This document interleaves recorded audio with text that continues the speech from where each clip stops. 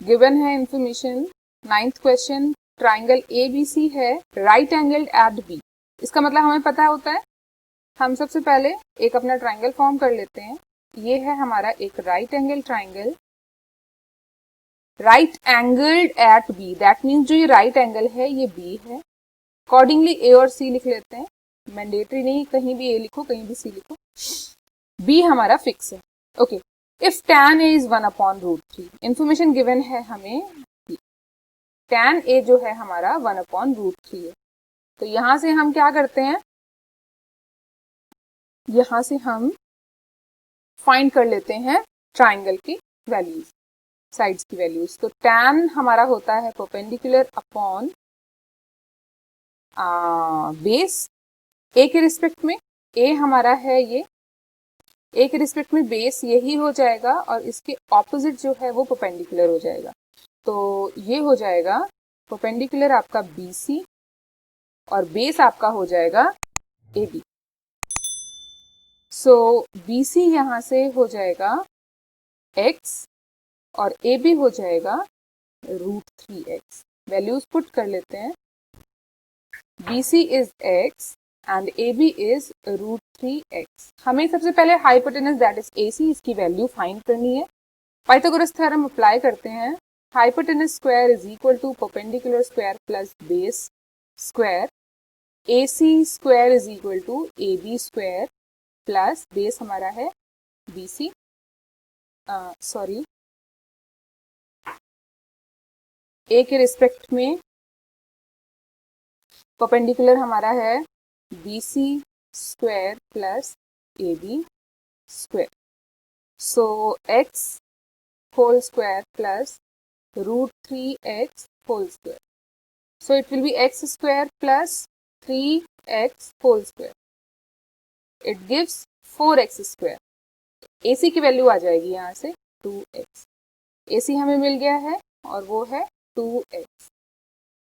हमें फाइंड करना है sine A cos C cos A sin C, मतलब साइन A और cos sine A sin C cos A cos C की value हमें पता होनी चाहिए।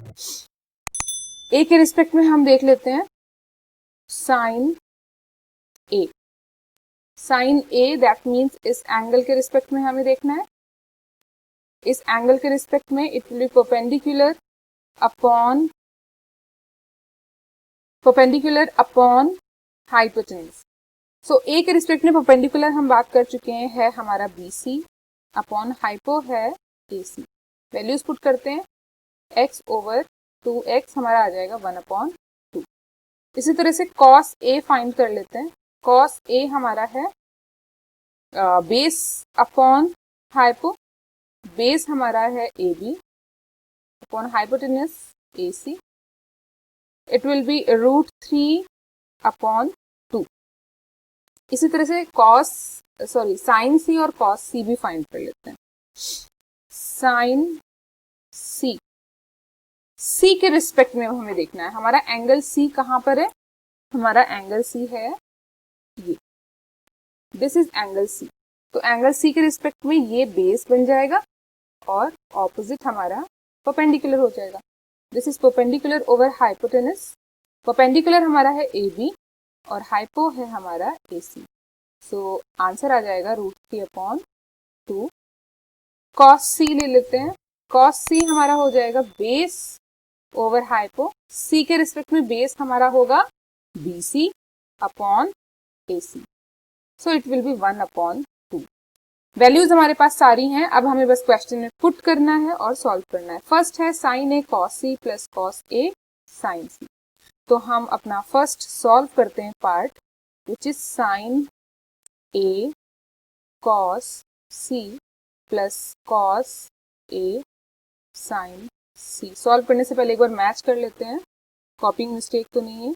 Sign A cos C plus cos A sin C। Fine, values put करते हैं। Sine A की वैल्यू हमारे पास आई है 1/2 times cos C, cos C भी हमारे पास 1/2 है, plus cos A √3/2 times sin C भी हमारे पास √3/2 है। यहां से हो गया 1/4 प्लस √3 टाइम्स √3 3/4। एलसीएम लेंगे 4/4, the value is 1। First part का आंसर हमारा आ जाता है 1।